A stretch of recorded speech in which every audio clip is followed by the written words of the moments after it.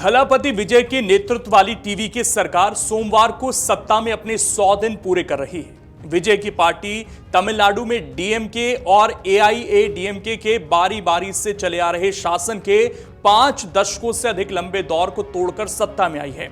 ऐसे में फिल्मी पर्दे पर हिट रहने वाले थलापति विजय सीएम के रूप में कितने सफल हुए, क्या असल में भी वो तमिलनाडु की जनता के हीरो बन पाए या नहीं, जानेंगे विजय के वो काम जो उन्होंने इन 100 दिनों में पूरे किए हैं। इसलिए वीडियो को आखिर तक जरूर देखिएगा।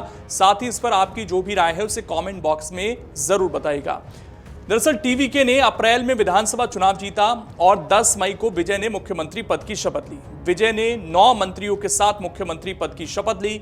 21 मई को कैबिनेट का विस्तार करते हुए 23 मंत्री और अगले दिन 2 और मंत्री शामिल किए गए। पद संभालने के तुरंत बाद विजय ने 3 अहम फाइलों पर दस्तखत किए। इनमें 500 यूनिट तक बिजली इस्तेमाल करने वाले घरेलू उपभोक्ताओं को हर 2 महीने में 200 यूनिट मुफ्त बिजली देना, महिलाओं की सुरक्षा के लिए सिंगपेन स्पेशल टास्क फोर्स का प्रस्ताव और 65 एंटी नार्कोटिक्स यूनिट बनाना शामिल था। सरकार ने शिक्षण संस्थानों और पूजा स्थलों के पास 717 शराब की दुकानें बंद कर दी। इसके साथ ही सरकारी कर्मचारियों के लिए महंगाई भत्ता 58 से बढ़ाकर 60% कर दिया। अम्मा कैंटीन के नवीनीकरण का आदेश दिया और सीमांत किसानों के लिए 50,000 रुपए तक के फसल ऋण माफ करने की घोषणा की। 27 मई को नई दिल्ली की अपनी यात्रा के दौरान सीएम विजय ने प्रधानमंत्री नरेंद्र मोदी से मुलाकात की और मेकदातु बांध विवाद तथा तमिलनाडु के मछुआरों की समस्याओं से जुड़ी मांगे रखी। 9 जून को उन्होंने सिंगपेन फोर्स की शुरुआत की और बाद में सरकारी अस्पतालों में पैदा होने वाले बच्चों के लिए सोने की अंगूठी देने की योजना की घोषणा भी कर दी। संशोधित बजट में कई कल्याणकारी उपाय पेश किए गए, जिनमें दुल्हनों के लिए 8 ग्राम के सोने के सिक्के और रेशमी कपड़े, झोपड़ियों की जगह 70,000 पक्के घर, 11वीं कक्षा के छात्रों के लिए आधुनिक साइकिलें और सरकारी कॉलेज के छात्रों के लिए लैपटॉप शामिल हैं। राज्य की वित्त मंत्री मारिया विल्सन ने कहा कि बजट में चुनाव के 125 वादों को शामिल किया गया।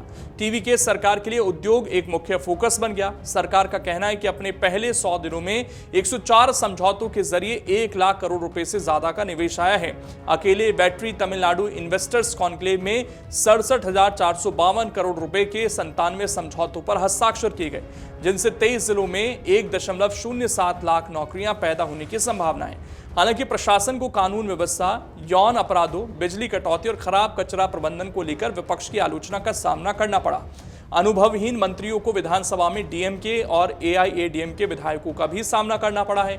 इन चुनौतियों के बावजूद सरकार ने प्रशासनिक तत्परता, कल्याणकारी योजनाओं के विस्तार और भ्रष्टाचार के खिलाफ सतर्कता की छवि पेश की है। इसका शुरुआती रिकॉर्ड आशाजनक लगता है, उम्मीदें जगती हैं, लेकिन इसके ऐलान और निवेश का अमल ही ये तय करेगा कि क्या शुरुआती 100 दिन स्थायी बदलाव की नींव बनेंगे या नहीं। क्योंकि कई बार कोई भी सरकार आती है तो उसके पहले 100 दिन जो हैं काफ़ी अहम रहते हैं और उसमें कई काम कर दिखाने की कोशिश कोई भी सरकार करती है, लेकिन असल में तो कई साल बाद पता चलता है कि वाकई में बदलाव आ पाया है या फिर नहीं।